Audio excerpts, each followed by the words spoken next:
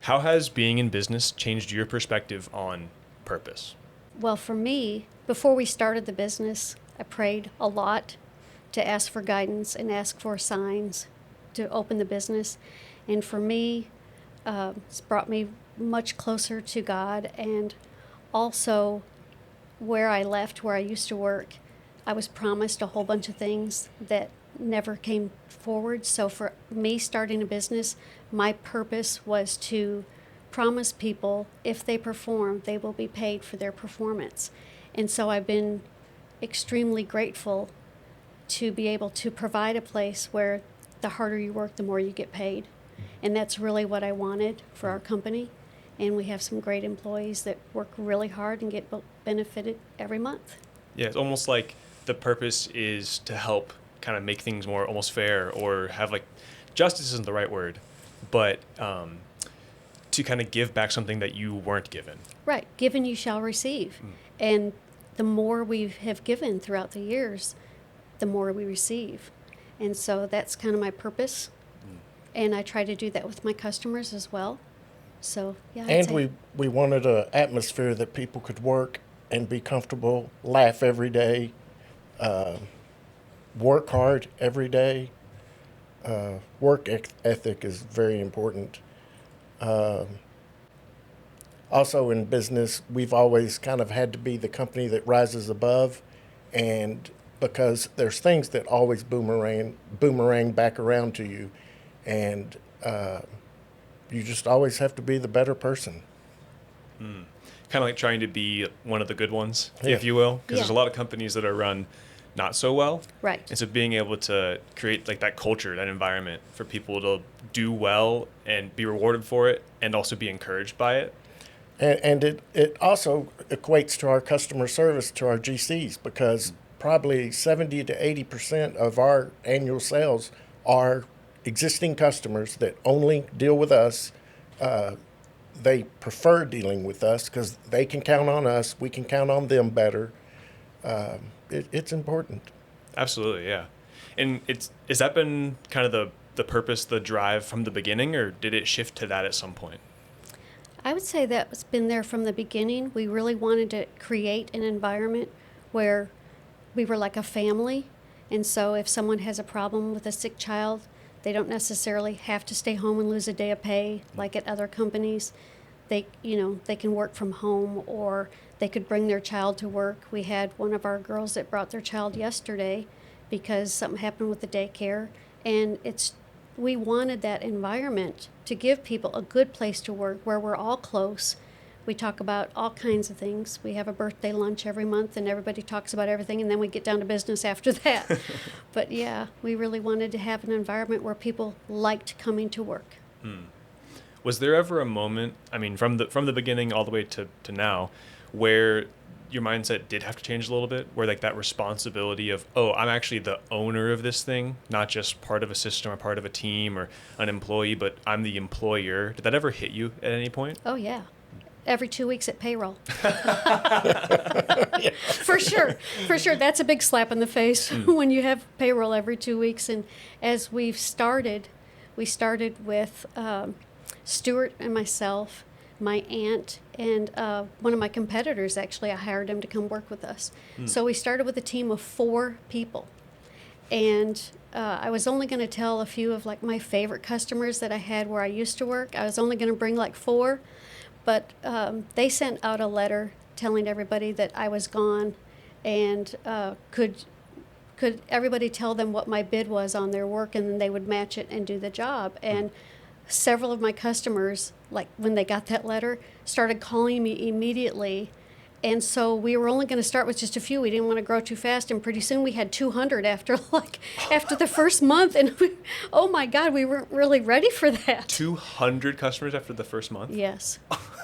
Yes. For 4 people? Yes.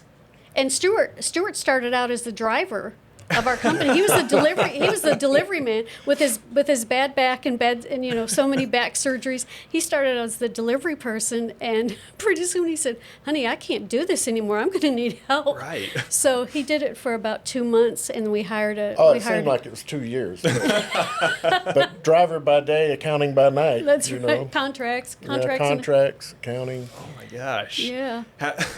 So then you had to hire your fifth person. That's 2 right. months in. That's right. That's right. Wow, that's so. I mean, really, sounds like the shock of, oh yeah, I'm in charge of this now, hit you almost immediately. Absolutely. And we only planned on having 4 or 5 customers, so we rented our first building, and we rented like 2,000 square feet, and within. Oh, was it 3? Each 3. was Yeah, 3. it was 3,000. You're right, honey. So 3,000 square feet, and within 2 months, we had to rent the space next to us and cut a wall in the warehouse to connect the warehouses. And then within the first 6 months, we took another space. So we went from 3,000, thinking we're only going to have a few customers, and get it going slow. And we ended up with 9,000 square feet.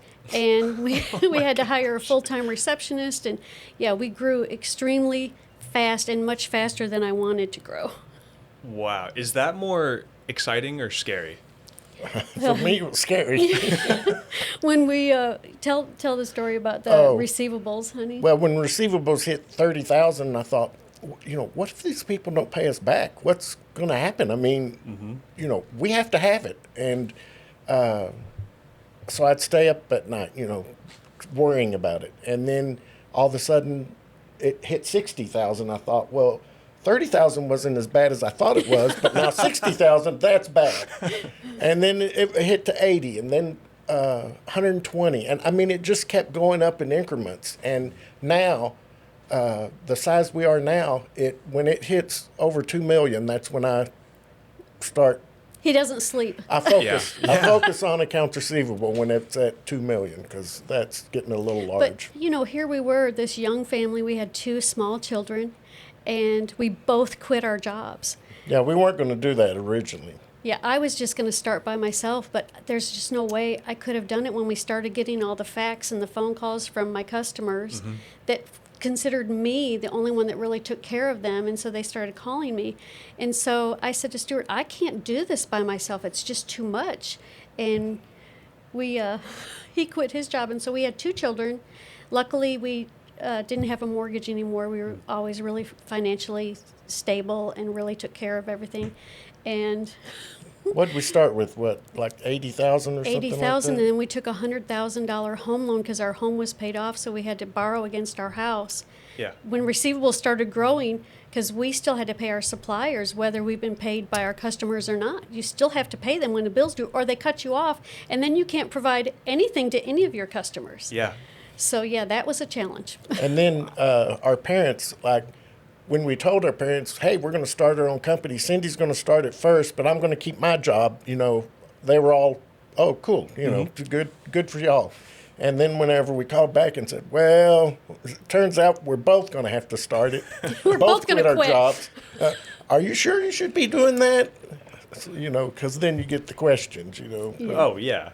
Well, it seems like the reason, though, that you had to do that was kind of a good sign, right? It was. It's like we have so many customers that want to buy our stuff. That's like, well, it seems like if you can manage it for the first, however long, where it's absolutely crazy, it seems like it's going to work, right? Like if you have 200 customers who want to buy your product when you just started a brand new business, like that doesn't happen. Right. That's Right. Especially in an industry like this, right? Like I said, we were very, very blessed. Yeah. And daily prayers, and it was a lot.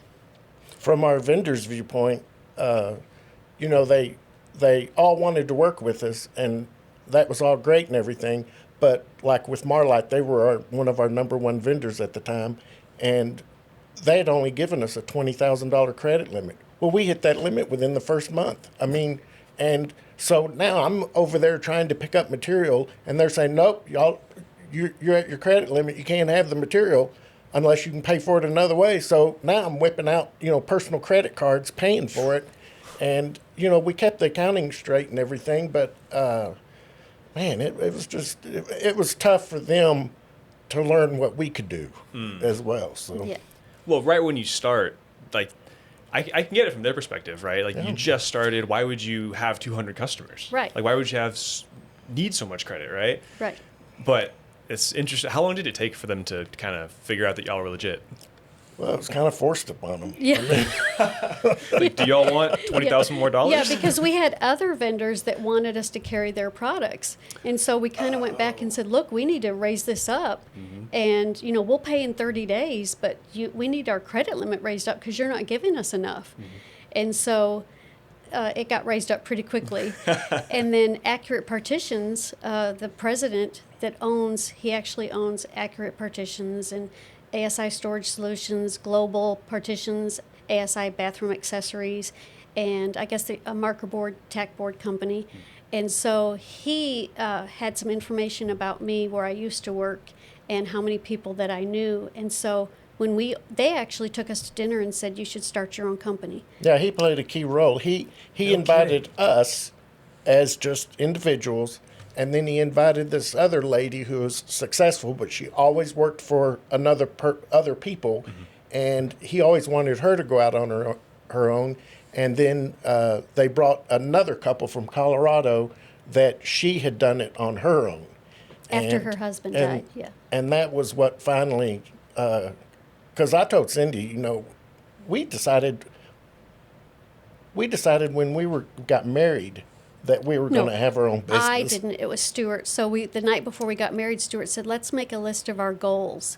And back then the Excalibur was a really nice motel, and we flew out to Vegas to go get married. It's not very nice now, but it was very nice at the time. And it was Stewart's idea to write down our goals, our 1-year goals and our 5-year goals. And on our 5-year goals, his was to start our own business. And I said, what kind of business? He said, I don't know. We'll figure out something.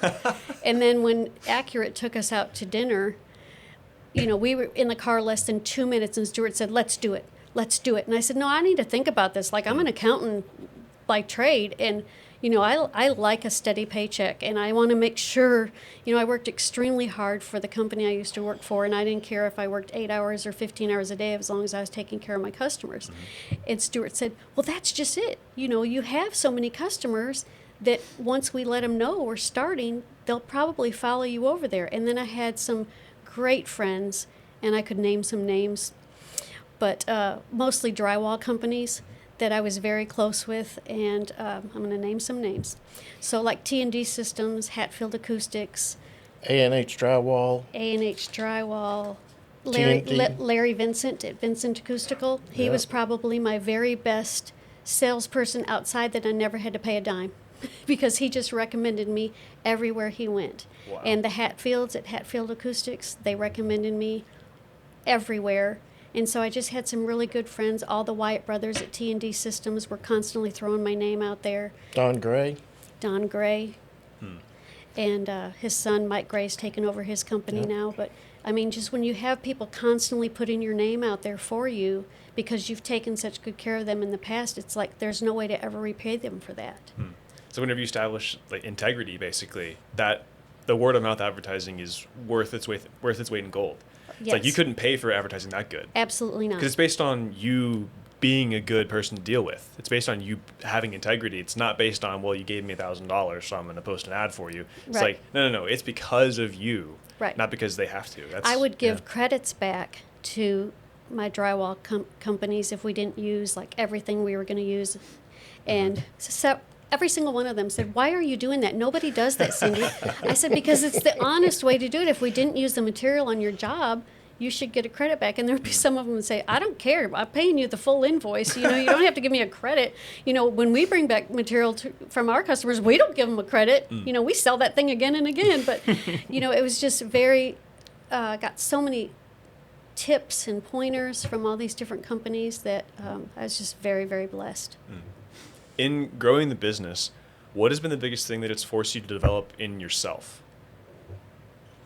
I would say for me, I was not a very outgoing, stand up in front of a crowd and speak. I was always outgoing and friendly because of my grandmother, knew everybody. But for me, I didn't like to stand up in front of a crowd, and I got used to standing up in front of, I did a presentation at the Architect Institute of America one time, and there was over 500 people there. Whoa. And got up there, and so now I can just stand up and speak in front of anybody. It doesn't matter if there's 1,200 people in the room. It doesn't faze me at all. And I mean, I remember the first time they asked me to stand up at this convention in California, and my heart was like racing, racing. And everybody came up to me after and said, "Wow, Cindy, you were so good. That was really good. I really enjoyed it. And you weren't even nervous." I said, "Oh, no, no, no. I was extremely nervous. I'm surprised you can see my heart popping out of my blouse." But yeah, it's easy now because we've been doing it for so long. Yeah. Do you think that comes down to confidence or something else? I think after you've done it for a while and you have so many people behind you and supporting you, I think it is confidence. It's like being able to trust yourself that what you're going to say is accurate? Correct. Interesting. Yeah. Wow. Stuart, what about you? Yeah. For me, well, you know, in my past, I was a commercial loan officer, but all our documents were given to us. I never had to read them, never had to, you know, I just had to get the customer to sign them.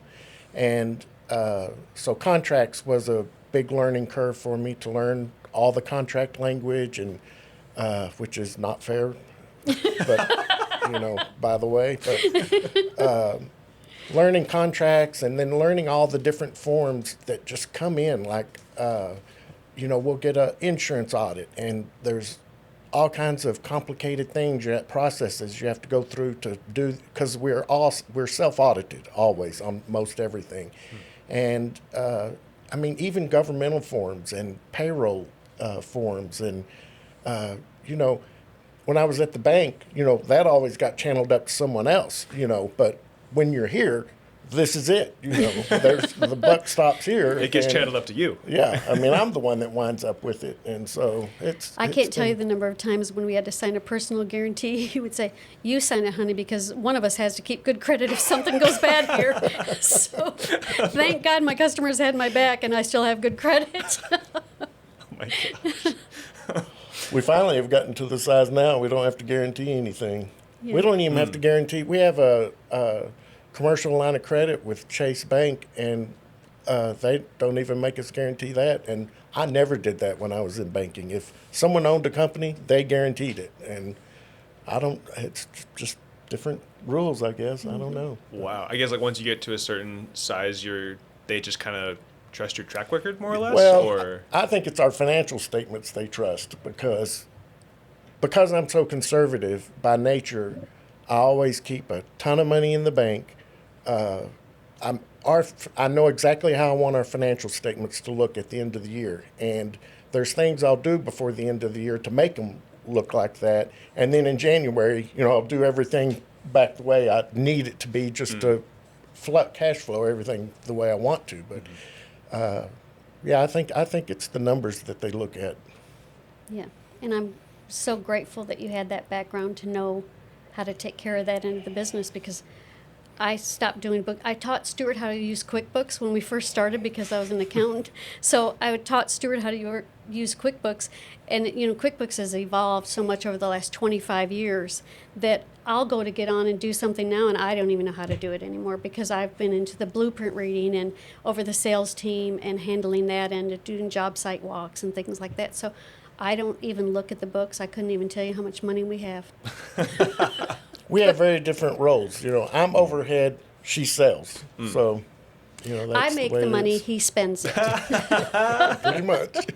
Was that kind of a natural division for y'all? Yeah, it was. Yes. Okay. Just because of our backgrounds. And Yeah.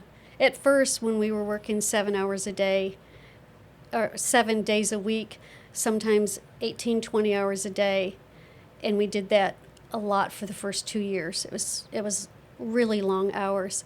And I would help Stewart with the accounting, and we would do all the billing together and things like that. But over time, and especially when I became a rep for a manufacturer, I didn't have time to do that anymore. So Stewart ended up having to take over everything and do it on his own, which is fine by me.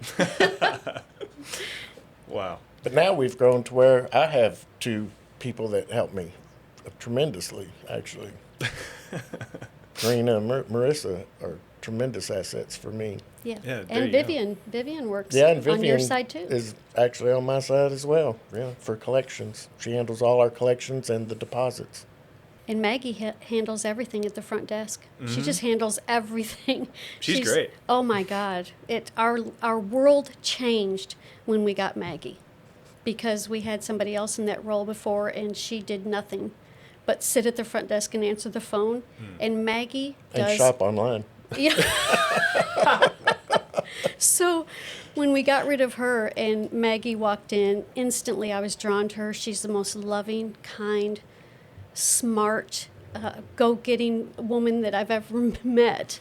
And she's absolutely amazing. I don't think this place would run near as well without her.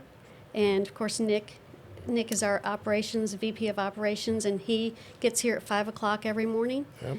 And I have to boot him out of the door because 4:30. yeah, He won't leave early. Go home, sir. We tell him to leave early, and he yeah. won't. Some days he's got a bad headache, or his blood pressure may be bothering him. We're like, just go. No, I got to stay here. I got to make sure everything's set for tomorrow. So yeah, he's been invaluable.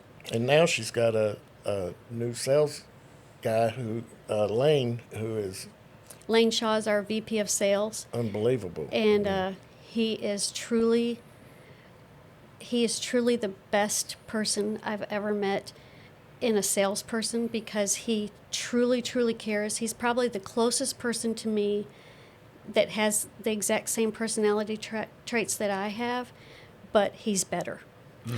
I mean, he's really, really unbelievable. And a good friend as well. We are proud to say we're friends with all of our employees. He's put me through my paces too, because you can say, okay, well, sales doubled in 2 years. Well, yeah, okay, they doubled in 2 years, but that means somebody had to cash flow that. I mean, if you go to 6 million to 12 million, somebody has to fund that, and there's all these bills that had to be paid, And we had to buy a bigger building because Lane Yep, got a Lane bigger- was signing all these jobs, and Bigger we were getting warehouse. truckloads of marker boards, and we had been looking for a new building and a bigger building than the first one we bought, but we just could not find. It's hard to find smaller buildings for a small business like ours. We have 16 employees. We have 10 different crews, installation crews, and they all have to come and go. We got to have space for them. And this building came available, and we thought it was great because we went from a 14-foot clear height at our old building to 28 feet here. So we doubled our warehouse space. Oh, yeah. Well, Lane doubled our sales. So really it's the same. So I'm currently looking for a little bit bigger building again, and when Nick finds out, he's probably going to quit because the last move about killed him. Just the logistics of it, or doing it, or? Well, we hired a moving company for some things, but Nick wanted to go through everything and decide. We've got a 40-yard dumpster, and he's like, I'm deciding what we're keeping, what we're throwing away. And Nick and Vivian pretty much moved the warehouse. yes, I mean, Nick and Vivian. Wow. I mean, there was a couple times where we all said, okay, everyone's going to load down their cars and we're going to caravan over to the new office. But other than that, Nick and Vivian did that entire, basically 9,000 square foot warehouse by themselves. Oh my gosh. Every weekend. They worked every single weekend. Wow. Yeah. So if I tell Nick we're moving this building that's got a 28-foot clear height, I'm afraid him and Vivian are just going to walk out the door. But we really are going to need more space. Yeah. I mean, it's a good problem to have, right? Yeah. Where it's like you need the space to handle the inventory because you're selling so much. Right. Wow. That's amazing and impressive. How do you find people like that? It's been hard. That's our biggest challenge, I think, is finding good people. And when we find someone that wants the same things that we want, and like Lane will take over the company when Stewart and I retire. Lane and Kayla and Nick, the three of them will run the company together. And it's hard. Lane came to us through a friend, and we met him, and he owned his own company. And he was very successful. However, he was ready for something else. And so we hired him, and it's just been the best decision we've ever made. Randy's been with us since day one, and he's getting very close to retirement, so we're going to lose him. And I just hired another man, Marty Harbor, and he owned his own business, and he's already showing some really good promise, and he's only been here for maybe 2.5 weeks. Oh, wow. Yeah, and he's already, I mean, I'm impressed with him every day. So, and then we've got others that have been here that are very loyal and hardworking. And Don Fott was a friend of Lane's, and we hired him, and he's doing fantastic now. So a lot of our employees that we get that work out the best are referrals from friends or somebody who knows somebody who wasn't treated fairly, and they're looking for an opportunity to be treated fairly and get paid for what they do. And so that's pretty much how we find them. But think about it, if somebody works at a place for 20 years, how often do they come up available to hire even? I mean, Yeah. you just don't get many looks, It takes a long time to get as polished as we are now, I guess. In 25 years. I had a conversation the other day, kind of about this a little bit. I was talking to Doug. Yes. And he was telling me that whenever you find those people, you do like basically everything you can to keep them. Yeah. Right. Because as much as like y'all are in charge of defining what the culture of the company is going to be, people can just say no, right? If you have people that are not good people, they can just decline to, go along with that. Right. And I think it's one of the unique challenges of a small business is that when it's hard to fire somebody because almost everyone is a very important key person in the company. That's right. And even if they kind of suck, it's Yeah. like you almost need them Yeah. for better or for worse. And so it's a perspective I didn't really expect, which was whenever you find those people that are so valuable to the culture, that agree with the way you want to run the company, that you do everything you can to keep them. And even we've always, since we opened the doors, when we brought somebody new in, we said, look, if you see something we could do better, if you've got an idea of something we could change or bring on something else that would help us grow, we want to know. And they said, wow, last place I worked, they didn't want any feedback. This is the way we're going to do it, and that's it. And we've never operated our company like that. And that's a whole new thing that we're letting people change different things, and Lane has been the leader of that, really. And like I said, we went from $6 million to $12 million within the first 2 years he was here. It's pretty incredible. Yes. How And do you keep your ego out of it? Because you're in charge, right? Like you could just say whatever you want. I'm a girl born and raised in Rockford, Illinois. I mean, this is more than I ever dreamed of. So I'm very humble because I just, coming from where I came from, and as a little girl, not really having anything, I'm just so grateful and so blessed that I always thank God for everything we have, and He can take it away. He gives it to you, and He can take it away. So I never think, oh, we got it made now. I never think that. I think that's such a healthy perspective. A lot of people, I think, get into business and think that way at the beginning, and they start seeing like some success, and then they forget who gave it to them. Right. And they get that mindset of like, yeah, I earned this. Like, this is my thing. Thank you, me. And they forget, thank you, God. Oh, no. And that's a really important perspective, I think. Yes, extremely. And it helps it helps me be a better boss, be more understanding with my employees, because where I worked before, I didn't get any of that. Our son is special needs. We adopted him, and he's grown in ways that the doctors never said he would, but I always had trouble with that when I had to take off work. Even though I might have worked 10 hours that day, I would take off to go take my son to the doctor, and I would get docked pay. And I thought, I never want to be that company. I don't ever want to be that kind of company that is so narrow-minded, and somebody's giving me 60 hours a week, but I'm going to dock them for 2 hours that they missed because they had to take their son to the doctor during the day. I mean, when else was I supposed to take him? So I wanted to make sure that the culture we provided did not have any of those rules, and I wanted to make sure everybody was treated fairly. It's almost like the place you started from was a place that could never have ego. Yes. In charge. Yeah. Wow. Absolutely. Yeah. And like allowing the employees to kind of be able to have that open channel of feedback that seems so important, because like y'all are here every day, obviously, or y'all are doing this every day, and you have been for so long, but they are too, and their experience and what they're doing, they're contributing to this, and obviously, like you said, they're being rewarded as they should be, but like they are going to have a slightly different perspective, because the reason that they're here, the reason why you have employees is because there's certain things that you just don't have the time to do. Right. And then you hire people that are trustworthy, that have the skills to do that thing well.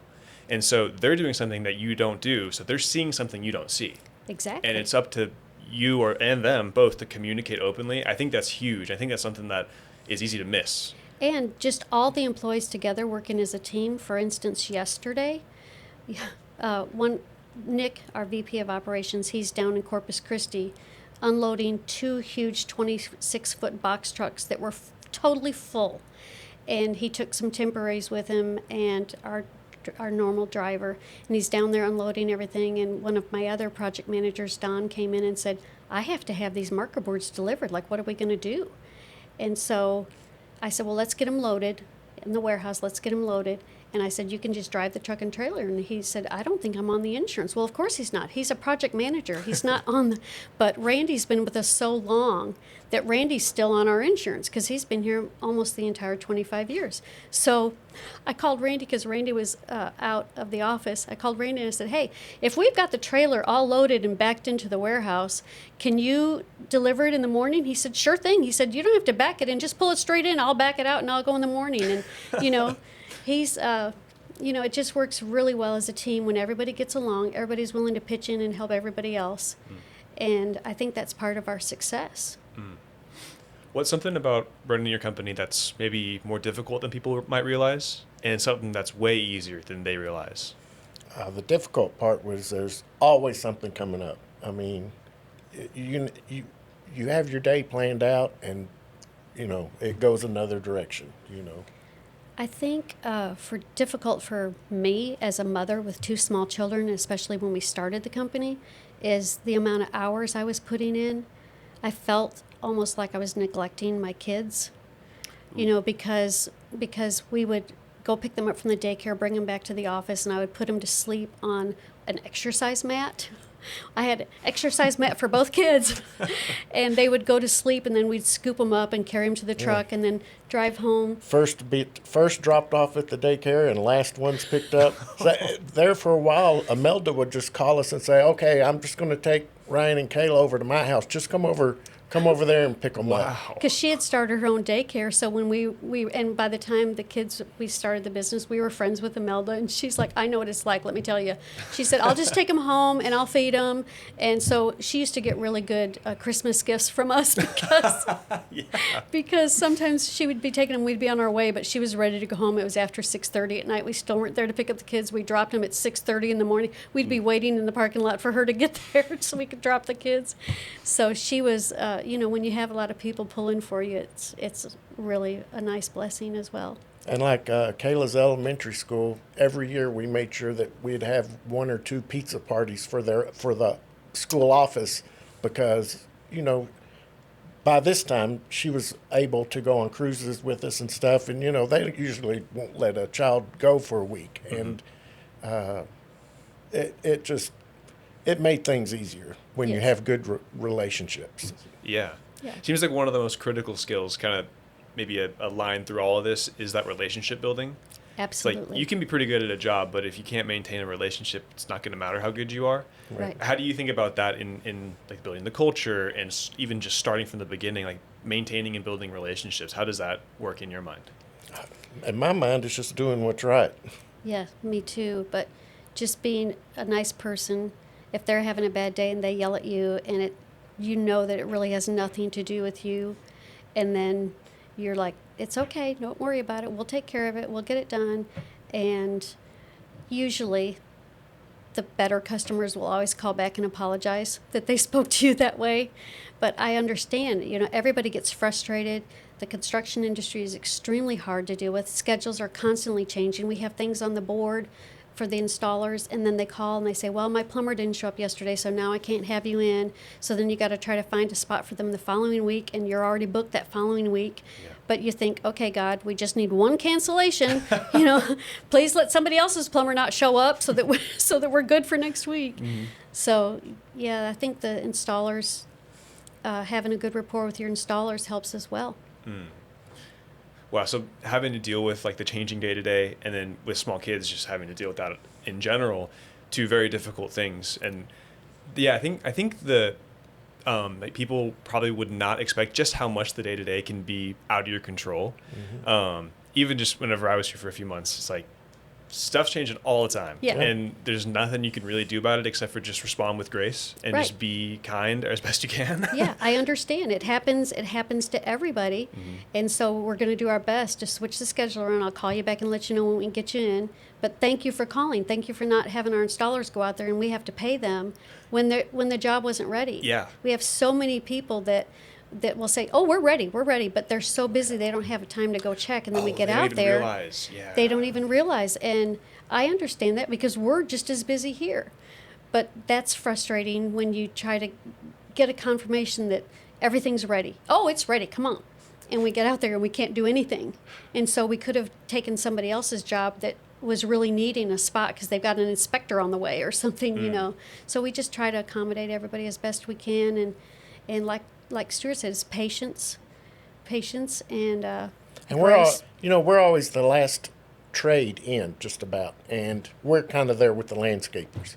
And so they've had, the project might have been a 1 year or 1 month or 90-day project, whatever the project is. They've had all that time to get behind schedule because they never get ahead of schedule, never.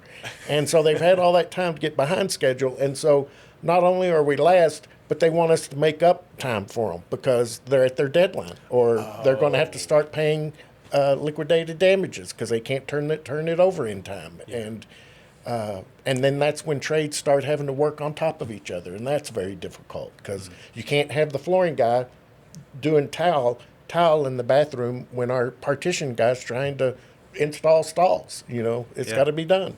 And yeah. Have you ever had someone call you and say like, "Hey, we're ready early. Can you come in sooner than you're supposed to?" Has that ever happened? We have actually. probably rare. Very Like a rare. handful of And they're times? like, "I know I just released those petitions 2 weeks ago, and I know I told you we weren't going to be ready for 4 or 5 weeks, but I've got a really good set of subs here, and Cindy, we're ready for you next week." And I said, let me even check and see if we have your partitions because we may not have them yet. But we've definitely made calls to our manufacturers. We have good relationships with our manufacturers and ask them, I know they haven't shipped, but can you get them on that truck? I know it's a lot, it's a big ask, but can you go ahead and Accurate Partitions is one that's been really great about, yeah, let me go right now, and I'm going to go see if I can get it on the truck. It's leaving tomorrow morning, so let me. But yeah, we've, you treat people nice and fair, and they'll do things to help you out in return. That's a very interesting problem, right? It's like most people it's usually running late. Construction usually takes longer than the plan. And it's almost like it's the opposite of the problem where now it's like instead of you being ready and they're saying, actually, we need another week. Have you ever had to kind of decline them and say like, hey, we just can't do it till we're scheduled to, or? We have, and I hate that. It's probably my biggest pet All peeve. you can do is tell them the truth, though. I know, and that's what we do, but it's not what they want to hear, and I never want to tell a customer something they don't want to hear, but yeah, you have to be honest, and, sometimes it's a custom movable wall partition, and it's just not ready. Yeah. We just can't get it in the time frame they wanted, and you have to be honest because they're centering their entire workload around everything that you tell them. And if you're not honest, then it really ruins several trades around you, and we try not to ever be the trade that is causing other trades problems. And I think that's what kind of sets us apart from our competitors, because our competitors, they have reputations, and we don't have that reputation. So it does help us. And another thing, my brother, Rick Moore, is a civil engineer and graduated top of his class, extremely intelligent, and he runs one of our crews and usually does the bigger jobs. And he's very well respected by everybody that he works with because he knows, because of his civil engineering degree, he knows what comes first. He knows if something's not right. And he'll always walk out to the job trailer and say, look, I could go ahead and install this, but it won't be right. And can you come look at it with me? And he saved a lot of contractors a lot of problems by just being so smart and so knowledgeable. That's invaluable, being able to see the bigger picture. Oh, basically. absolutely.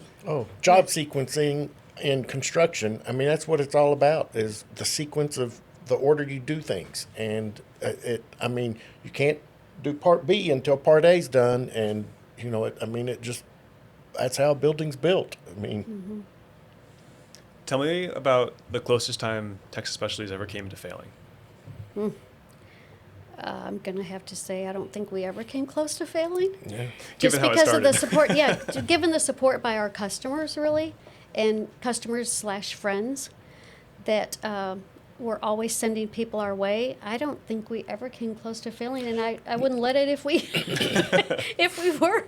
I don't think we came close, but it did scare me tremendously when we started our company in July, and then 9/11 occurred 2 months later. And I was afraid that was going to throw the country into such a recession that all building was going to stop, and, you know, who knew if we were going to war or not, you know, at the time. And that was probably... he was so scared, and I said, Stewart, don't lose a ton of sleep, because even if the building stops, there's still going to have to be buildings in our line of work that have to be remodeled. We're not going to, it's not going to go down to absolutely nothing, because we do new construction and remodel. So I said, try to relax, try to sleep. I think it's going to be okay. That is scary. I mean, something so out of your control too. Yeah. It's like sometimes I think of, like, you hear stories of businesses getting close to failing. Sometimes it's just like the people that are running it didn't know what they were doing, and they learned a very valuable lesson by almost failing. Or I feel like a lot of times it is stuff that can be in your control, but something like that, I mean, that's terrifying, because there's nothing you can do, right? No. Yes. You just have to maybe lose some sleep over it and like hope and pray, pretty much. Yes, Yeah. absolutely. What would you say is the most surprising way that y'all have changed since you started? I think we're the same old people. I think I really, I mean, Austin, do you think we've changed? Well, I don't remember exactly how y'all were like whenever you started, because I was 6 months old. Well, we haven't changed, at all in the time that you've known us. No, I don't think so. But obviously, y'all knew each other before you started the business and all of that. And so I don't know if there are any like personal development kind of thing, like the ways that y'all have grown or changed, or if you've become like more patient, or if you just kind of had that mentality from the beginning, or something like that. I think something that is unusual with us that most husbands and wives can't do is be around each other 24/7 all the time. But we have never had that problem. I mean, as a matter of fact, we kind of have a problem when, we have to be in two different places. But Yeah, like I came in this week because we have a house in East Texas, and I came in on Monday this week, and Stewart didn't get here till Wednesday night, and he was going to go stay with our daughter Kayla, and I said, no, you're not. You're going to come stay with me. I'm not sleeping another night without you. You better come down here, because I was staying with my mom and my brother. So we don't like being apart. I mean, I think that's pretty valuable. Yes. Because whenever, okay, here's a thought. Do you think that having to spend 7 days a week, 20 hours a day together, kind of forced y'all to learn how to be together all the time? Or do you think you just kind of had that from the beginning? I think we had it from the beginning, but we definitely appreciated each other. And it was really, really hard working that 18 to 20 hours a day, because I still had to be a mother. He still had to be a father. And we still had to give the kids attention sometime, somewhere. Luckily, we only had to work those kind of hours the first 2 years. And then it kept tapering off. And I told Kayla when she started college, as soon as you graduate college, I'm done. I'm retiring. And she said, she graduated, and she said, Mom, I think I'm going to get my master's. And I went, oh, my God, okay. I'll give you 2 more years, Kayla, 2 more years. So that would have made her 24 years old, and she's over 30 now, and I'm still here. But now that Lane's here, I definitely get a lot more time off, and we get to work from the lake and not be in the office every single, we were at the lake working hard. Stewart has his office, I have my office, but it's not like we have to be dressed, ready, and here at 7 a.m. or 7:30 like all the other employees. And it used to be we were at the office every day like by 6:40, Yeah. For the first lots of years.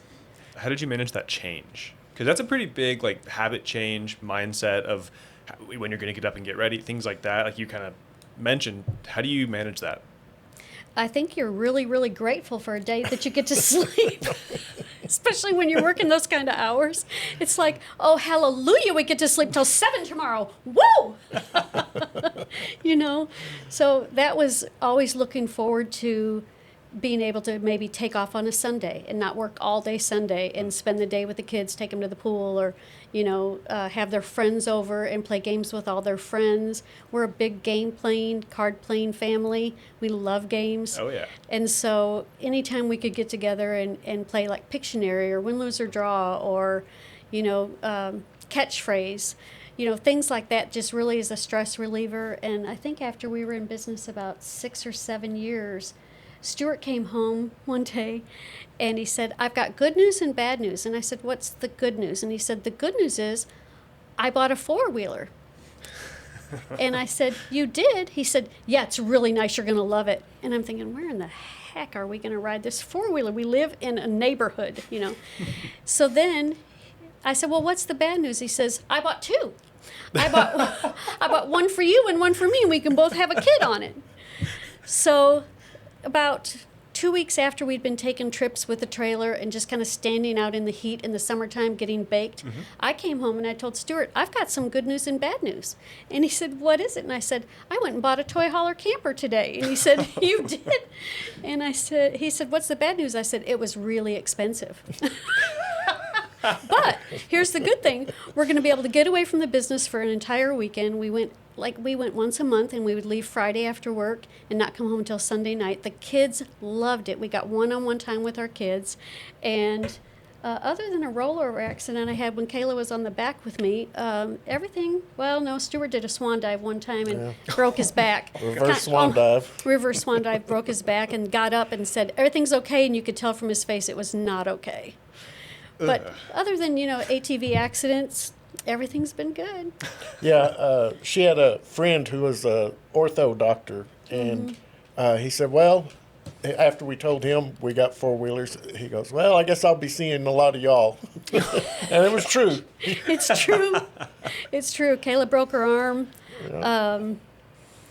That didn't feel good at all.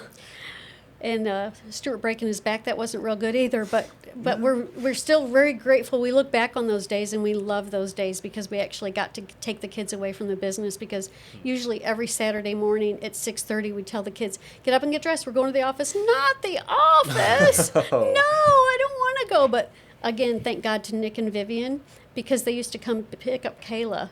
Especially Ryan really didn't care that much, but Kayla hated being at the office when she was young, and Nick and Vivian would come with their son Justin and pick up Kayla and take her away, and she'd come back and she would have had the best time with them. They would have taken her to go play putt-putt or go to a movie or go race cars or whatever the activity was, and she would say, Mommy, I just love Nick and Vivian. Can I go live with them? And I said, no, you can't go live with Nick and Vivian. Oh my gosh.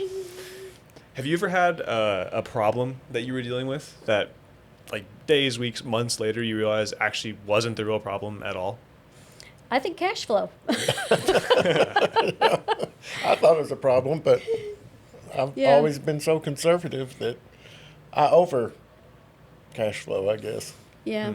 And we don't, you know, we're not the kind of people to spend a lot of money on ourselves, or except for the ATV adventure and me going to buy the toy hauler without Stewart.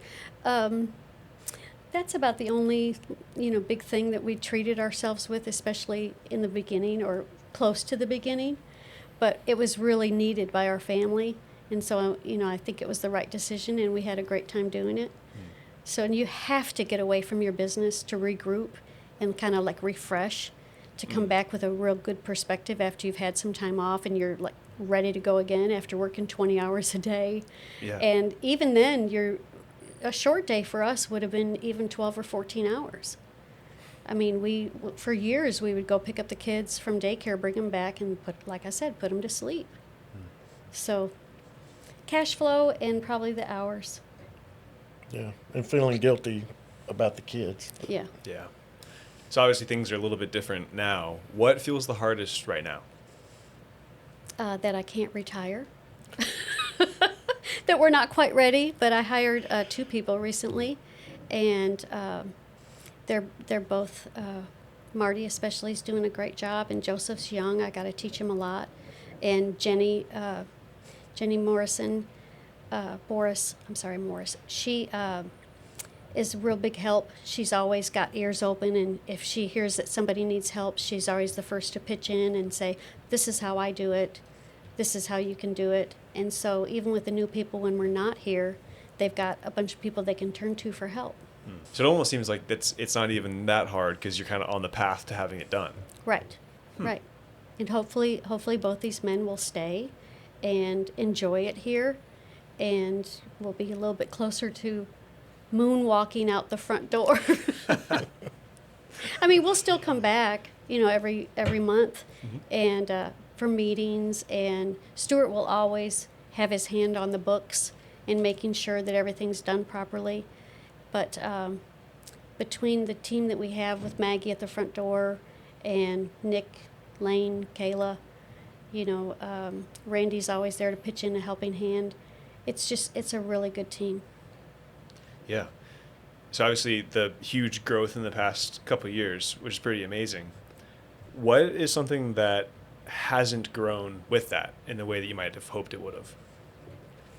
Probably our ability to deliver the materials that go to a job site, because it would require, a whole nother truck, a whole nother trailer, 2 more men, and it's just so expensive to have all those, everything, including the additional employees, and then have to provide benefits for the employees. It's just, right now it seems like it's out of control. Every single year we get, re-enrollment. Is that what it's called, Stewart? Re-enrollment for the medical insurance. Oh, yeah. And every year it goes up. Insurance. I mean, it could go up $400 a month per employee or more, $600 a month per employee. And that's just, when you think, oh my gosh, we've got 16 employees and that's just the increase. All of a sudden you need more sales to even cover the overhead before you make a profit. So that's a big thing for us. I've never even considered the insurance side of it, because Oh. obviously it's required pretty much. And it's extremely expensive. We have to carry general liability, workers' comp, and the General liability alone is over $70,000 just starting, and then when we get audited, usually we have to pay another $15,000 Wow. just for general liability, the auto, the $5 million umbrella, just which the is commercial required. insurance. That umbrella is required in a lot of the general contractors' insurance documents. We have to. They send us a sample of the insurance certificate, and we have to provide that. If we don't, we're not going to get the contract. And it's, it's just it's another expense that people don't think about, but it's high. Oh yeah. I mean, I never thought about it. So. Yeah. And even like our building here, having the insurance on this building. Oh yeah, of course. You look at most people on their homeowner's insurance, and you're just you're insuring. Well, for instance, Ryan got his first house. Our son got his first house, and we got the quote back for his homeowner's insurance, and I thought he was going to flip out. He said, well, I'm already having to pay like a mortgage. How am I going to pay that too? And I said, wait till I tell you about the taxes. And he said, taxes? I mean, a lot of people don't think about that. It's all rolled into one payment. Mm-hmm. But for Ryan, we had to help him. And so, we made him responsible for a certain part of it. And he's like, what? You got to pay all that too? I thought it was just like the mortgage payment. I said, yeah, but the mortgage payment includes all these other things also. So it's things that a lot of people don't ever think about. Oh yeah, I think that's one of the biggest things is that people don't realize what it takes to start a business, and maybe they see whenever your business is really tiny and it's basically just hard work, grind, yeah, and 20-hour days, 7 days a week. Right. But then once you get kind of a few years into it, it's then how do you keep it going? And like you said, insurance increasing every year, adding more employees, you're adding more layers into this complex more and machine. More and more overhead. Yeah, and that's such a. I don't know if I've ever even thought about that a little bit, of starting a company and having to deal with those things. Mm-hmm. How do you deal with the added layers of complexity like that? Well, it's been hard recently too, because as you know, now nobody makes minimum wage, or they're not going to have employees. So even as our employees, if someone can go work in a McDonald's making $12, $14 an hour with absolutely no skill, that raises what we have to pay our employees, and to keep good employees and take care of them. So salaries these days, Even if they're just delivering, yeah, I mean, who wants to be out in that heat, lifting heavy stuff and yeah. walking it in? A 300-pound panel, like the job we looked at yesterday. There was a job we were looking at yesterday, and each panel in the partitions to go in between the pilaster and the back wall, 300 pounds. And you think about, okay, how are we going to do that? 2 men carrying that. I mean, you can put it on a dolly till you get close, and then you actually have to pick it up and maneuver it in and around all these corners, and 150 pounds a piece. And OSHA says the max is 40 pounds. Is it 40 pounds that OSHA says?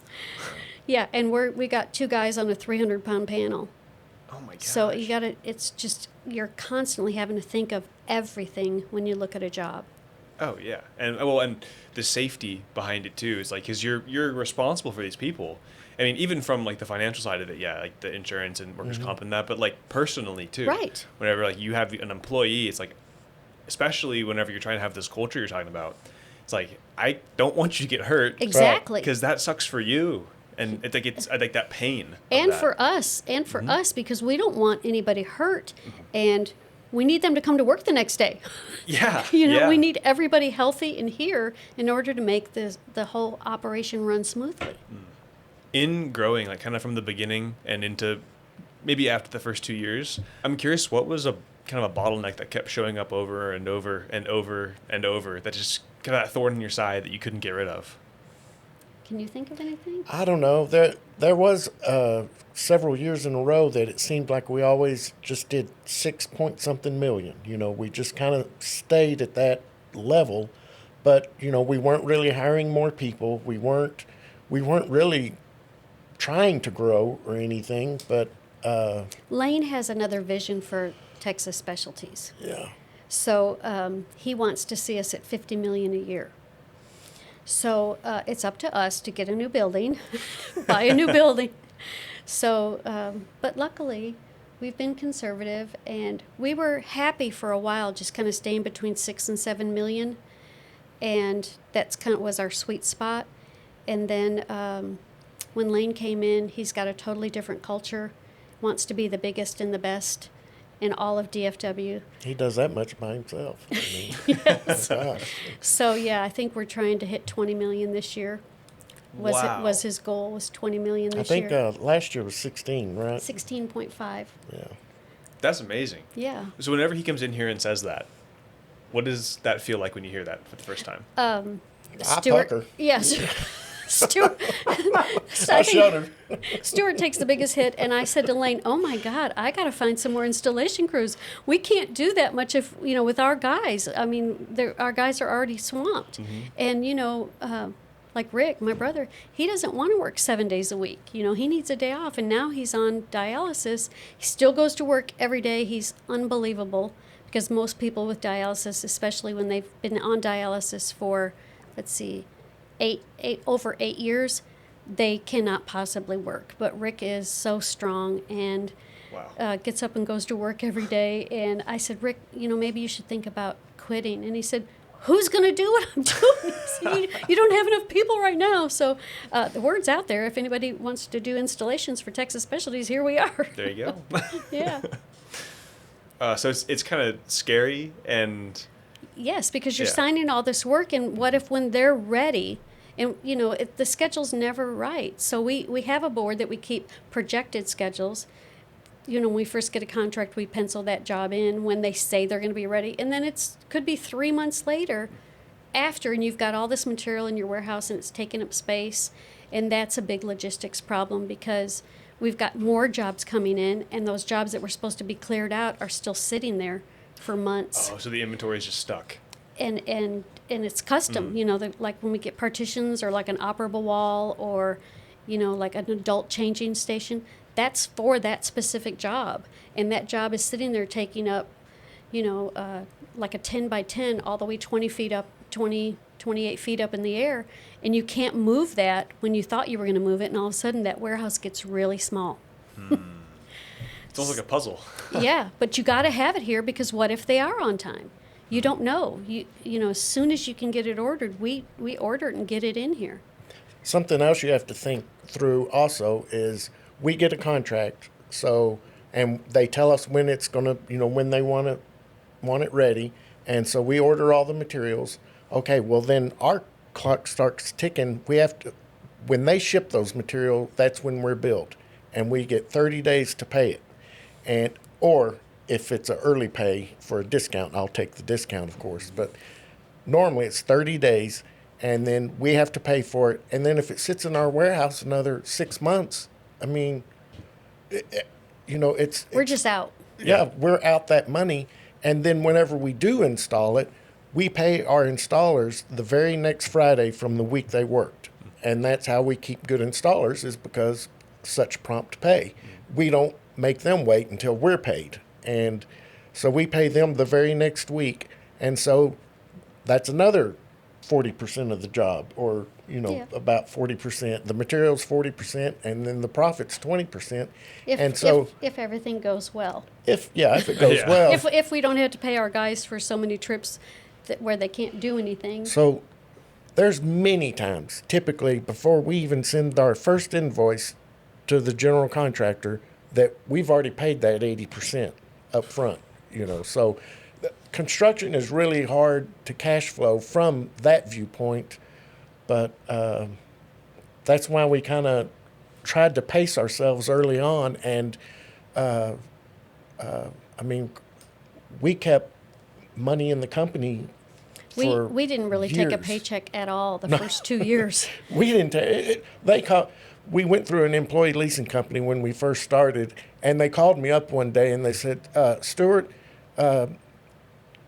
we had to have at least 3 people on payroll in order for them to even take us. And they said, Stewart, you and Cindy are now making below minimum wage. We're going to have to up your pay Yeah, at because least it's to a minimum law. wage. You have to take minimum wage, but that wasn't even enough to really pay any of our home expenses. We couldn't pay our water bill, our gas bill, our electric bill with the amount of money we were making back then. The only reason we did it, we wanted to go through an employee leasing company so that we could get benefits, because they had 60,000 employees, and that way we could get on United Healthcare, because I wanted good health insurance. And but we had to pay ourselves something in order to be an employee. And I don't know when we finally started getting some pay. It was about 2 years when we gave ourselves a raise because by the time we made minimum wage and deducted the insurance that all of our employees pay, we do the same thing. We deduct from our paychecks too to pay the same that our employees pay. So by the time we ended up getting that check, I might have got, I don't know, $20 every 2 weeks. Stewart probably got about the same, because we've always paid each other the same amount. But I'd say after 2 years, when we gave ourselves a raise above minimum wage and started bringing home like $200 a check every 2 weeks, man, we were rolling in it then. How do you manage that that's a very low level of pay either way, right? Right. How do you manage that, just as a family, as a couple? Well, luckily, Stewart and I are both very conservative, and when we were working, before we both quit our jobs to start this company, we lived off my paycheck, and we put Stewart's entire paycheck in the bank. We never touched it. So we had a pretty good savings account when we started, and we've never been ones to really go out a lot. I cook at home when we're home, but we bring our own lunches, bring a loaf of bread and some lunch meat to the office, or buy a head of lettuce or a bag of lettuce and have a salad. It was tight sometimes. Oh. One time we went through Taco Bell, and how much money did we have? We didn't have enough to pay it, but we went through Taco Bell enough, because that's back when tacos were 39 cents. We could feed our whole family for under $5. So Stewart's in the drive-thru, and Stewart said, "Oh my gosh, I don't have my wallet." And the manager said, "It's fine, pay me next time." So God's always watching out for you somehow. Yeah, amen to that. Okay, so just theoretically, like a hypothetical, if I were to come in and just take y'all were out of the equation, and I were to come in and run the company for a week or something like that, what would be the most surprising thing that I would get frustrated by? Trying to pull everything, every different scope, because we're probably the only trade that has sometimes 15 scopes in one bid. So you're out in the warehouse and you're trying to get everything ready to go out to that job and trying to find everything and not leave a pallet behind somewhere. And because some pallets come in, they're all nice 4 foot by 4 foot, they go right in the pallet rack nice. But some of them, marker boards, are 20 feet long, 4 foot high on top of a huge skid. And sometimes Nick will put that, like off in the corner and he makes notes on to himself, this is what I need. But if you came in and tried to run it, it would be incredibly frustrating because you'd get out to the job and they'd say, "Where's my toilet accessories?" "Where's my marker boards?" Because, you have to be in it every day. And that's why Nick's here at 5 o'clock every morning, because it's an incredibly hard job. And you have to make sure that you're getting with the project manager, getting the paperwork that they need to take with them to hand to the installer when they get out to the job. And just the logistics of making everything work, making sure everybody's turning in their bids on time, making sure everything's ordered for every project on time, making sure that you've gathered up every single scope to take to the job, and then get that all unloaded and get it up to every single bathroom. Sometimes we're in an 18-story building. We've got bathrooms on every single level, and and the elevator doesn't work. And you've got to carry, a 200-pound panel up to the 18th floor. Yeah, it's a very hard job. Or they just don't want you to use the elevator, which Yeah. one time you bribed the Oh, guy. I try to bribe them all. $200. I'll be honest. I try to bribe them all because, any of our guys could have a heart attack out there trying to carry. They're so heavy. Yeah. And I'm like, "I promise we're not going to touch your elevator. Just let us roll our cart in. We won't touch anything. I'll stand on one side. One of the other guys can stand on the other side. Just watch us go up and unroll that, and at least let us use the elevator down to floor 5. Yeah. Can we just walk up 4? Because they're always really tall staircases too in commercial buildings. It's not like going upstairs at your house where you have 13 steps. It's, sometimes 22, 24 steps in between floors. And it makes a huge difference when you're having to hike up to the 18th floor. One time I had Ryan, several of our jobs, we've had our entire family go out and work on the jobs, including the accountant here. Yeah. And one time we got up, we were doing a job in Plano, and I got up to the top floor and I just passed out, and Ryan was in front of me and he heard the thud and he turns around and I'm laying on the ground. It just went black. By the time I got up to the 9th floor, it just went black, and that's the last thing I remember. And I remember Ryan saying, Mom, are you okay?" Oh my gosh. But, it was hot outside. There was no air in the building, and Oh, you're yeah. carrying up, you're carrying up 50 pounds worth of stuff, and I weigh, 110 pounds, and I'm carrying half my weight, basically. I got up to that 9th floor, and I was like, "Oh, I'm tired." Sometimes, if we're lucky, they'll leave a window out for us, and it's so that we can use a SkyTrack to actually put the material up as high as a SkyTrack will go. Especially 20-foot marker boards, because Yeah. a lot of times getting those up to a 3rd floor in a school, you can't even make the bend in the staircase. Oh, You yeah. can't even get them in. So, we try to say, please don't close in that glass till we can get those marker boards up there. And they're heavy. They're really heavy. Wow. So. What makes the logistics of getting everything together and to the job site so difficult? I think it just takes so much communication, and everyone is so busy. They're trying to get this ready to give to Nick for the job tomorrow, but they've got somebody who's waiting for a bid to come over right then. And so it's just hard to prioritize and get Nick everything he needs when you're also trying to get a bid out to a customer who's waiting. And then sometimes Nick doesn't realize the size of the job.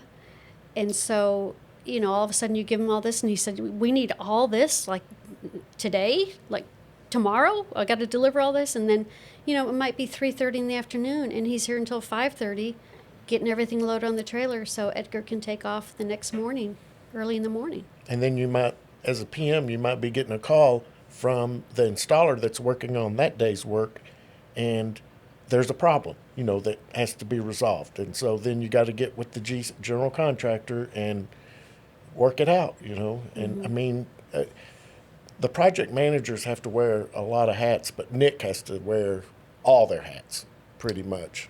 I mean, Yeah, because if they have a problem, they just walk over to Nick and say, Nick, I need the fire extinguishers and cabinets delivered out there now. Well, the truck's out. And, the other day, our accounts receivable girl had to load her car and go make a delivery to one of the guys. It's a team effort. I mean, sometimes it takes everybody, Yeah.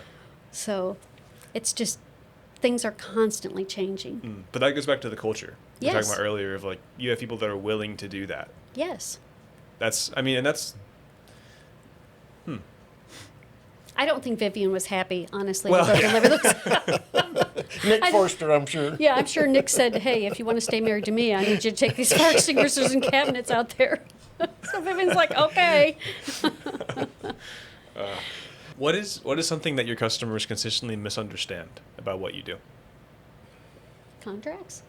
Well, contracts, don't get me started on that. The contracts are so unfair right now, and it's especially gotten worse because now DocuSign is a big thing, and that's where they send the contracts out electronically, and we sign them electronically now. And they could have it to where we could make changes on those contracts, but they also have it to where they can lock it down and we can't make any changes. And that's what 100% of them do. And they all have this paid if paid clause in them now, and it's just not fair to me. I just want a fair contract is what I would Fair like. to both sides, both to them and but- to us. There's two kind of clauses. One is paid if paid, which means if they're not paid, then they don't have to pay us. Well, then we're actually underwriting their credit and we're underwriting their customer's credit. Sometimes we don't even know who the customer is. I mean, and in Texas, they rarely ever give you all the information you need. Now, in California, it's by law, they're required to give you everything about a job. And we've done some jobs here, I think BJ Breweries, here, that it was a California contractor that was doing them here for them. And I thought, man, how am I getting all this stuff? I know the owner, I know the legal description of the property. I mean, I have everything. If I need to file a lien, boy, all I gotta do is here. but no, Texas, it's not required. And but then there's also a paid when paid, which means it's more of they'll pay when they get paid. But even then, it needs to be within a reasonable time. And in my mind, that's no more than 90 days. In their mind, it's, 6 months. 6 months or a year. There's times when, especially for like retainage on jobs, it's a year before we get it. Or longer. Yeah, and that's 10% of the contract. That really, a lot of times it comes down to that's the only profit that we have is the retainage. Because by the time we take out our overhead, maybe we make 8 to 10%, and that's all we make. And so when we don't get paid that retainage, we don't have any profit on that job for a year and a half, especially like for DISD schools. Yeah, they're kind of the worst. But If anybody's out there from DISD, pay your bills. it's almost like they won't pay their retention amount until after the warranty year is up. Right. Because we give a 1-year warranty. It's standard, it's standard for all the trades to have to give a 1-year warranty, unless it's a product that comes with the product itself can have a longer warranty. And it's really not fair to the GC either, because a lot of times DISD and other school districts also won't let them invoice until the final draw, until the punch list is done. And like most of the time, we don't even have a punch list. If we do, it's a couple items and we take care of it. But then we'll call to follow up on the money 6 months later, and they'll say, well, we're still working on punch list. I said, what? We finished our punch list before we were even off the job, before you turned over the school. And they say, yeah, but we've got a couple contractors that haven't finished their whole punch list yet. So it affects us even though it shouldn't. And it affects the GC also.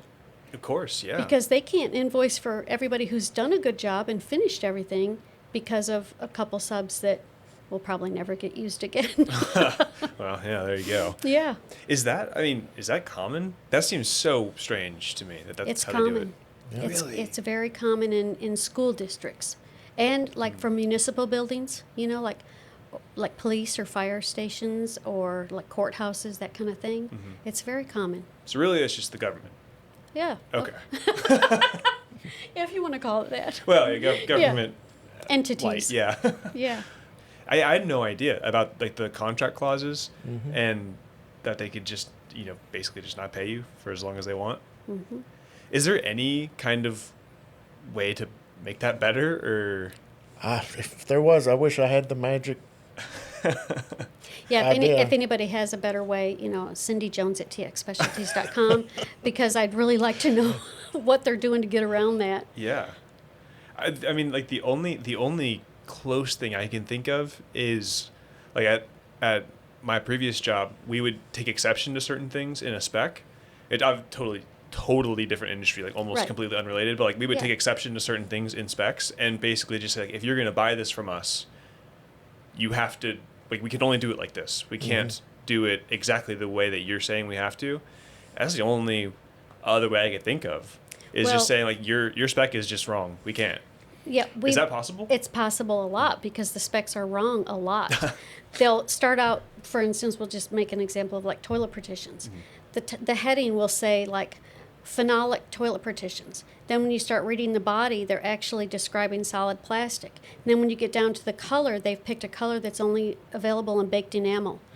And so, it'll say partitions floor anchored. And then later on, it talks about installing the ceiling bolts for ceiling hung toilet partitions. I mean, it happens every day.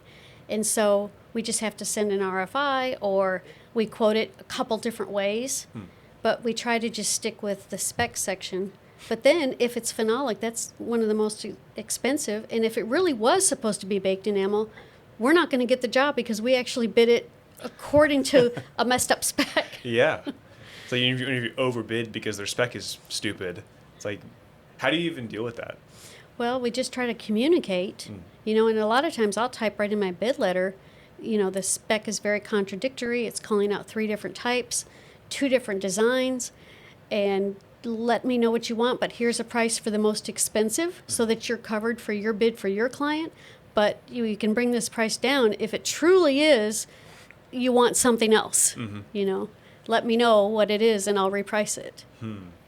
As far as contracts, we are trying to tighten the screws up a little bit because on new customers, we'll say, okay, we're not going to accept the paid clause. But unfortunately, that causes us to Lose business. Lose contracts. So it's such a tug of war. It's unreal. And but out-of-state contractors that come in here, there's out-of-state contractors who have offices here, and they're actually legitimately here, and it's just they have a home office in Nashville. or Missouri or wherever, and we still do a lot of business with them. But whenever, like when Texas was one of the only states doing well a few years ago, and all the other states, everything dried up, well, they started coming into our territory because there was still work here to be done. And then they would want us to use their contracts that said that we would follow, their state laws and all that. Well, I don't even, know what all their state laws are, Right. or procedures, or like if we did go to court, we'd have to go to court at their location. And well, how can we do that? And so we would. I put together an addendum that pretty much canceled out their entire contract and spelled out certain things that were acceptable, and some of them would sign it and we'd go on down the road, and then some of them would all of a sudden pull out, oh, well, here's this fair contract that was very neutral. Those contracts exist. I mean, they're out there, but they just were trying to have their. It's just a thing. They're trying to minimize their risks, and I'm sure at some point in time somebody got over on them. And so that's why contract language just keeps growing. Is because, we might have a 20-page contract, or now I'm starting to see 160, 180-page contracts. Oh my gosh. And it's impossible to read the entire thing every time. So what we do is we have a contract checklist, and we make notes of everything, and of the different parts of it we don't like or things that we changed, and it was a lot easier back when we were actually signing them because we just line out what we wanted. Mm-hmm. But now with that DocuSign, boy, it is really tough because now we have to call them and say, okay, well, we have changes that need to be made, and some will make them, but some won't. You know, it's Yeah. And we just want to do what we're contracted to do a great job, and then get paid. And that's what they should want too, is to have good contractors that get in, do what they say they're going to do, don't have a punch list, and get out. But it's just so much more difficult than that because you have so many contractors that just started up with a truck, and they don't have any kind of financial backing, or they don't have any money, and so pretty soon, it's problems for them. Yeah. So I think that a lot of our work comes from people that know that we're going to do what we say, and they're willing to change the contract for us because they know we're not going to default. That is good. How do you make that decision of just letting a job go because they're just being so stubborn with that versus taking the pain in the butt and the risk of accepting it? It's hard because our project managers put in all the work to get that contract, and they finally get the contract in, and they're so excited, and then we have to say they won't work with us with the contract. I'm so sorry, but we're not going to sign it because we don't know their credit history. They haven't been established very long. We try not to work with people that just started within the last 5 years because you don't know. Sometimes you can stretch it out 5 years and then you fail, and then we can maybe never get paid. So it's disheartening for me to see their face when they find out we're going to send the contract back. But we've looked at the GC, and then we've looked at the owner, and I mean we look at a lot of different variables, Everything. And it's case by case every time. But and sometimes you have to, pull your bluff, and sometimes they call it, and sometimes they go along. So I mean, but if you don't try, you're setting yourself up to lose, $500,000 because Right. we've already paid. If we have a $500,000 contract or $1 million contract, and by the time we send their first draw, we've already paid 80%. It can devastate. Well, it's taken several. I mean, I've had several friends that I've helped with their companies over the years, and several of them have failed. Yeah, just for that reason. Because you just lose $800,000 just because Yeah. they don't want to pay or they want to wait or whatever. Right. And you don't make any profit. So you worked so hard on that job, maybe for sending crews out there every single day for 6 months, and you get paid zero. And you've already paid all that payroll. You've paid the project manager to manage that job, and paid gas for your project managers to go back and forth to job meetings every week. And then all of a sudden, you're $800,000 in the hole. Who wants to work for free? Yeah. Not very many people. Not me. Well, maybe on a bit of a lighter note, has your stereotypical perfect customer changed since you started? No, I think we have our favorites that have been our favorites from day one. Our favorite customer are those that just sign our proposal letter, and then when we're done with the job, we get paid in 30 days. Yeah. Those are our favorites. So when they call, we give them, we will drop everything else on our desk to help those customers, and that's people, especially like my friends in the drywall world. Mm-hmm. They're very much like that. And we have a couple GCs that will just sign our proposal letter and send it back, and when we're done, they'll send a check and say, thanks for another great job. We know we can count on you. Yeah. And that's why when they call, we stop what we're doing and help them first. Yeah, people that play by the rules, basically. Yeah. I have in my notes that my favorite customer is the ones that either prepay or pay on time. Those are my favorite customers. I hate being the bank to other companies, because that's what we essentially have become, is a bank to other companies whenever we've laid out all the money for months and we're still waiting, asking for our money and having to ask for it. I mean, we shouldn't even have to ask, but... Yeah. Do you ever have to give credit to people, or is it always just you get kind of screwed into, like what you're saying, where you end up having to have credit for them because like that? Or do you ever do it on purpose? We underwrite all of our customers. We only underwrite them at one time, at the beginning, and then if you hear that it gets out pretty quick if somebody's having trouble or going under, and then you know to steer clear of them. But we underwrite all of our customers. And We have them fill out a credit application packet, and then we check. You know, we do check and verify, and Stewart checks, like, make sure they're good with the state, make sure they're not like 3 years behind on their taxes, you know, things like that. And it's public. There's places you can go because it's public knowledge. If they've had a lot of liens filed on them, you look at that. If they've had liens filed on them, we're not going to work with them. It's just not worth the risk. Unless they prepay, then we're happy to work with them. Amen. Yeah. So in the first, I guess, about 20 years before you were really looking towards retirement, as like a real option, did you ever seriously consider quitting? Never, not one time. You know, when I was being raised, my dad had an unbelievable work ethic, and he used to. We'd be out working on the yard, and it'd be hot. We'd be tired. We were little, you know. I was 4. Rick was 7. And Rick would say, "Are we done?" Or, you know, I would say, "Can we be done?" No. Quitters never win, and winners never quit. It was drilled into my head my entire life from my dad. And, you know, my dad had an unbelievable work ethic.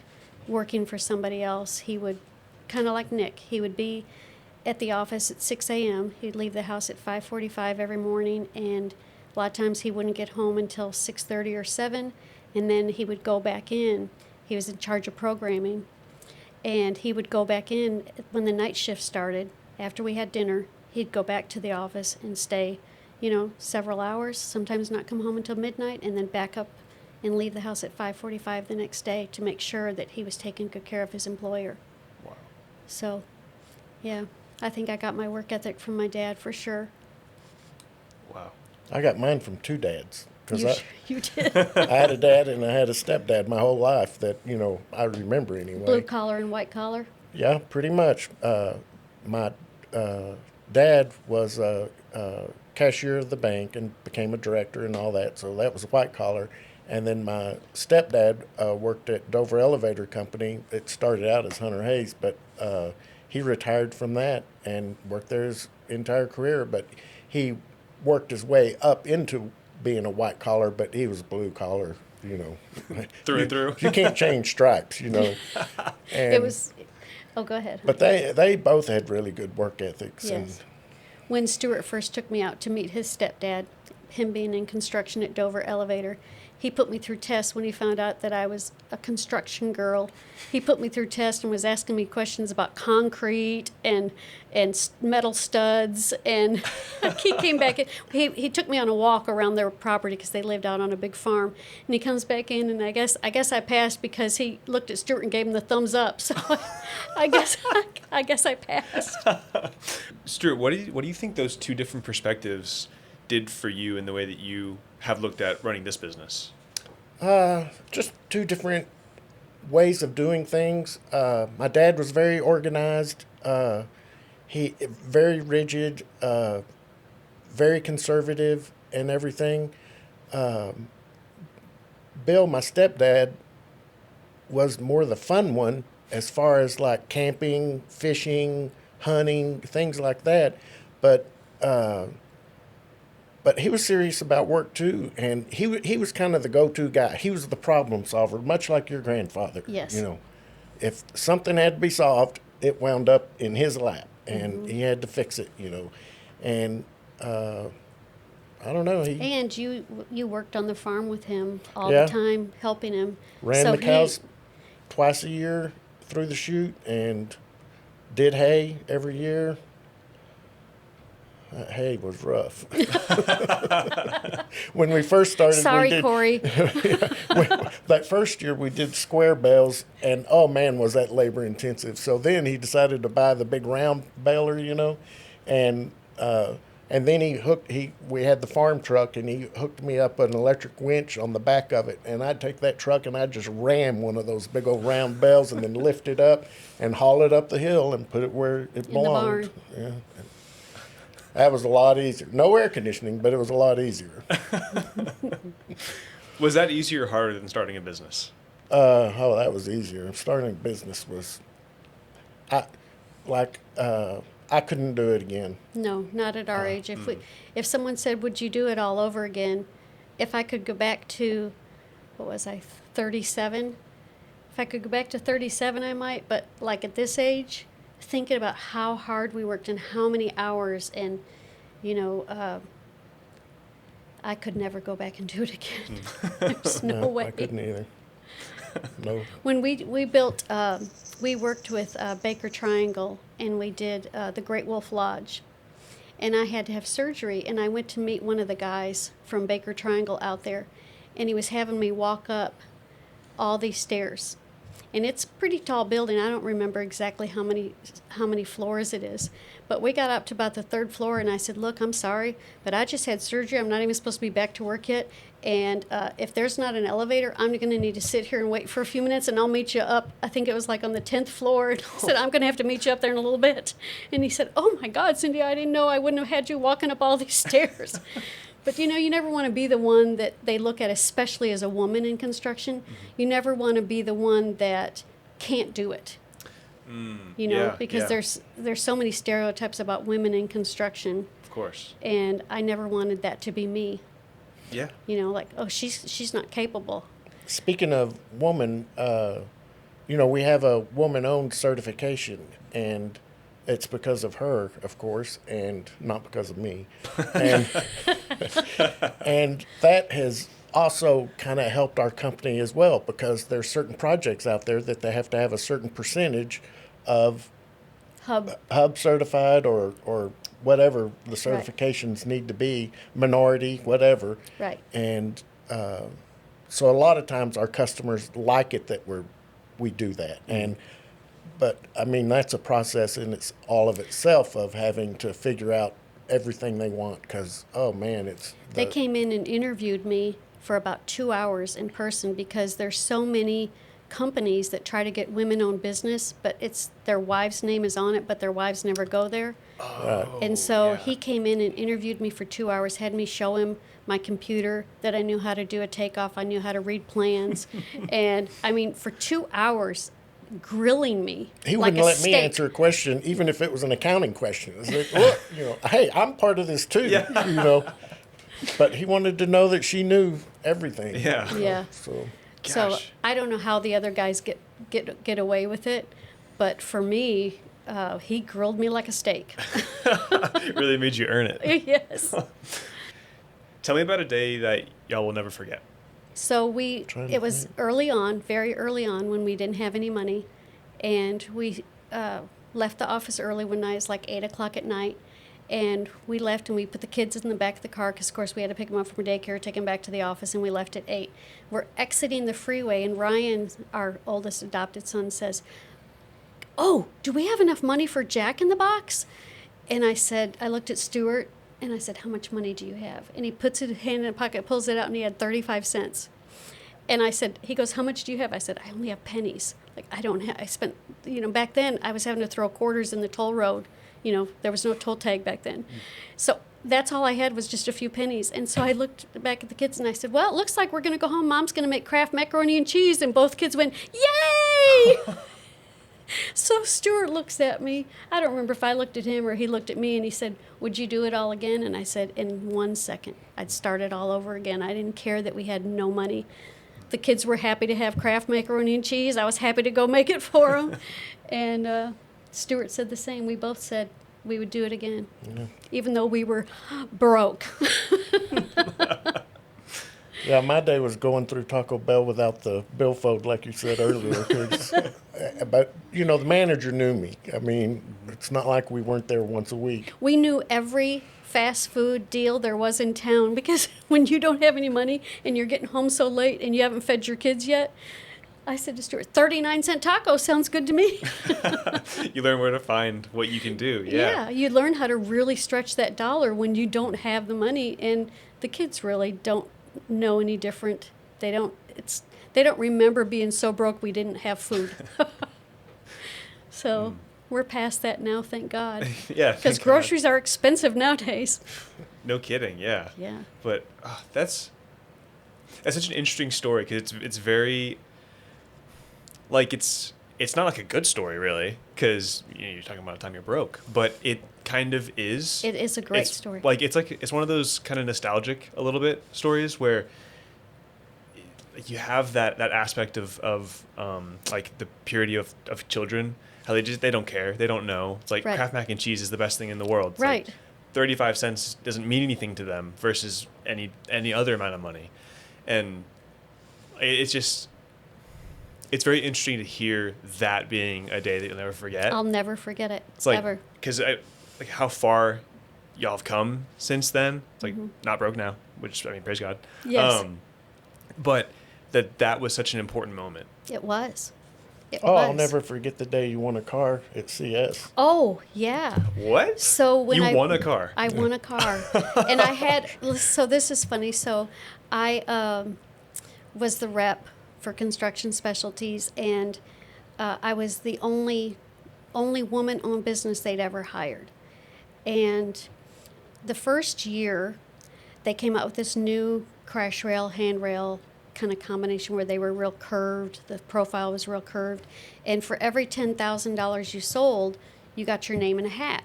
And at the National Sales Convention, one of the gentlemen of CS would reach in and grab that name and pull it out. And before they did the drawing, they sent out and said how many tickets you're going to have in the hat. And I went up and I said, I should have more tickets. Wait, it's not right. I should have more tickets. And I was so worried because I was driving a Camry that had 250,000 miles.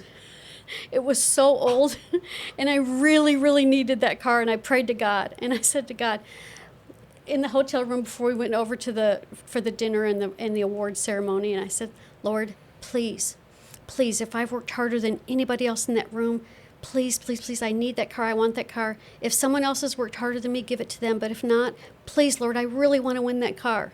So he reaches his hand in there and pulls it out and says, Cindy Jones at Texas Specialties. And everyone stood up and screamed.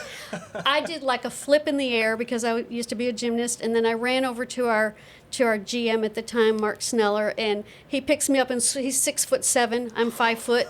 He swings me around the room, and then Lori Knights jumps up and comes over and hugs me, and we twirl around. I mean, it was just the most amazing moment. It's funny that wouldn't have been the thing I remember most. You just didn't think of it. Yeah, my thing is more about my kids, like what it impacts my kids, but that was amazing. And that year on our company calendar, we have me sitting on the hood of that car. And it was the picture for our company calendar that year that all of our customers helped me earn. And God, I needed that car. Oh yeah, what was it? Another Camry? Well, they gave you $20,000 at that time, and you got to buy whatever car you wanted. Oh, so cool. yeah, I bought a brand new Camry. Yeah, that's what they were then. Yeah, $20,000. It cost less than $20,000 out the door. Not anymore. Not anymore. No. What's the biggest thing that's changed in the last year? And I know the go-to answer is going to be lane and sales, so I'm going to say, don't say that. Something else, the biggest thing that's changed in the last year. I think it is just not being at the office as much. I'm working away from the office more. I mean, I've always got my cell phone with me. I can be reached anytime. I still will take care of customers. I can log on my computer out at the lake. But I think that just a slower pace for me and Stewart after working so hard getting it going. And, if anybody needs anything, they can call us. But I think it's been really nice for us to not be here every single day, thanks to our team.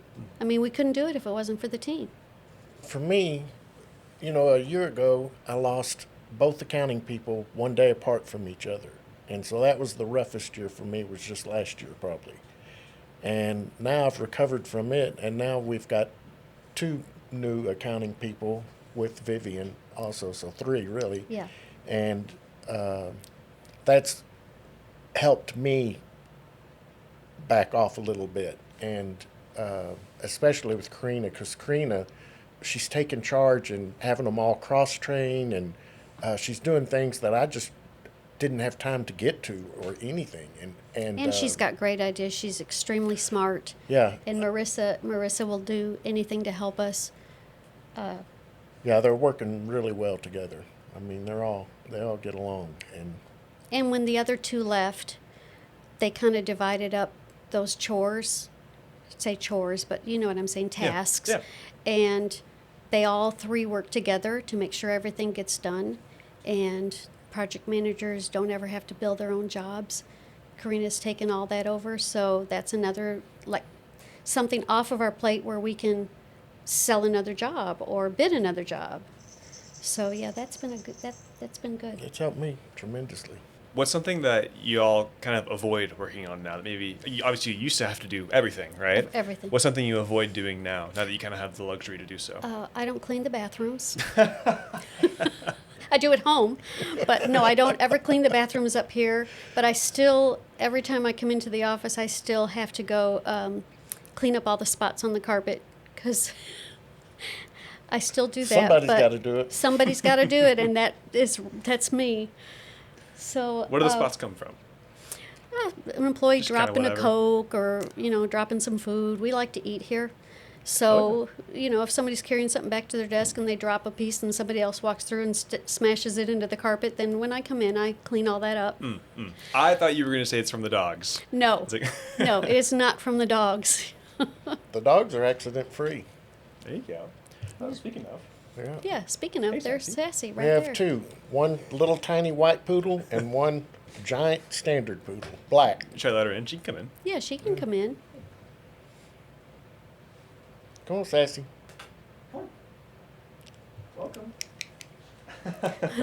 Welcome. Welcome. Oh, now look at BB's like, Oh. wait, what about me? Maybe I think you might cause a problem with the Yeah, cameras. you're going to hit the stand. You're going to hit the tripod. Sorry, BB. Oh.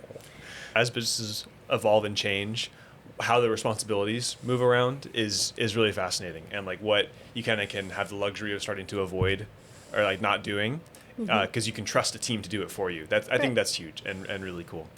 I got one more question for y'all, Yeah. and I didn't send this one to you beforehand. It's something I ask all my guests. And so if you need a second to think about it, Sassy, you got something to say? She's like, what is that microphone? If you need to take a second to think about it, by all means, do All right. so. But Okay. the question is, if there was one thing that you could have either known or done sooner, what would it have been? And it could be in the business, it could be personal, it could be anything we've talked about, not talked about, wherever you want to go with that. I wish that I would have been more critical of some of the first employees that we had and not let them stay around when they weren't holding up their end, because now we have the best crew. And when you can look back and say, why did I keep that person for so long when they weren't doing anything? They weren't really helping or contributing. And then you get somebody that is head and shoulders above a person that you had that did nothing. You think, oh my gosh, that was really foolish of me. But I think that I am emotional and I don't like to fire people, but I'm totally different now. I guess She can put the hammer down now. when you own a business for 25 years and you're working so hard and then you see someone who's not and they're just getting a paycheck that could be more than you're getting, then you lose, as you get older, you obviously have less patience. And I have less patience and I don't put up with as much now as I did, and I wish I wouldn't have back then. For me, and I'm still glad we started the company when we did, but I wish we'd had more money when we started the company, because it was difficult there for a while. And as a banker, it gets all over you. And but it's kind of like deciding when to have a child. When I was originally setting my goals up, I wanted to have a house paid for, a car paid for, and be married at 30, and then I'd be ready to start a family. But when are you ready to have a child? It's the same question as When's it like, gonna- when do you have enough money to really retire? You don't know. You don't know what's going to happen with the economy. House values right now are tanking, and our tax is going to go way up, and then we're not going to be able to afford our house. When do you quit working? It's a big life decision. Oh, yeah. Yeah, I had a friend that gave me some advice about having kids. Whenever his wife, I think, was like 8.5 months pregnant, he like had this realization, and what he said to me, he said, Austin, there is never a good time to have kids. Yeah. It's never the right time. Right. It just like, it's either going to happen to you, or you have to make the decision and just say it's going to work. It's never going to feel easier. You're never going to feel more ready. And I think that goes for starting a business or retiring. Yeah. Absolutely. Now, actually, I will say there's definitely a bad time to do most of those things, right? But it's never like the right time. It's just you have to kind of decide. Yeah. Or an opportunity comes your way and you have to decide, I'm taking it now. Like in our case, where there was nothing in me that wanted to start my own business, but then we get taken out to dinner and we're offered, this incredible opportunity, and you take it, or it's gone. Yeah. So, I agree with that 100%. I like asking that question not because you did anything wrong. Obviously, like you said before, you would do it again. Right. In exactly the same way, more or less. And so it's not a question of like, I wish I would have. It's a question of, in hindsight, what could have gone better, or could have gone differently, or did you learn that could have applied here? Because something that I'm trying to do, like through having these conversations, is turn your experience into lessons for me and for someone listening. Because as almost impossible as it is, I want to try and learn from other people's experiences and not have to go through all of the bad shit myself as much as possible, right? It's like I'm gonna have to screw up at some point, and whatever the different like steps and failures I'm gonna have to understand those lessons truly. But I think distilling like people's experiences that have known into an actual lesson that maybe someone could just screw up a little bit less from is helpful. And so like maybe to feel a little more secure before you start a business, or to learn to have a little more confidence and a little less patience for BS. Mm-hmm. That's valuable to somebody. It's valuable to me. And so that's why I asked that question. It's not a regret finder. And also make sure whatever money you think you're going to need for your business, I would have at least 20% more than that, at least, because it just, when you start a business, I mean, you got to do everything. You got to buy furniture, you got to buy pallet racks, or whatever your business is. But there's always unexpected expenses that even if you have the best laid plan, and I mean, we wrote notes, and we had ledgers and all these things that we put down for budgets and how much we were going to spend, and it just seems like there's always something that comes up, and you better have another $50,000 that you didn't plan on spending and you didn't think you were going to need. So I think just making sure either you have the cash or have access to the cash, because like in our case, we had to go take a home improvement loan, and we had just paid off our house. That's why we thought, okay, well, we can do it. We don't have a mortgage payment anymore. Well, the next thing you know, we had to go borrow like $100,000 against our house, and then we were paying mortgage payments again. But we had access to that cash, which is what helped us get through. And if you don't have access to more cash, or have investors or something like that, you might have to close your doors. Yeah, you can be too successful. Business, in coming from banking, I've seen many businesses fail because they were too successful too fast, and they could not finance it, and they couldn't pay their bills. Or there'll be a little small company, and the guy will have a great month, and he gets paid for all that, and then he makes $10,000, and then he goes out and buys a boat or something, and then next month he's got to buy materials, and he's already blown his money. I mean, there's so many little startups that run into that all the time. Well, luckily, your dad and my mother were the cheapest people on earth, and so we both grew up the same, and we did not like to spend money. Ladies and gentlemen, Cindy and Stewart, thank you guys so much. I really appreciated this. Well, thanks. This was interesting. Thank you, Austin.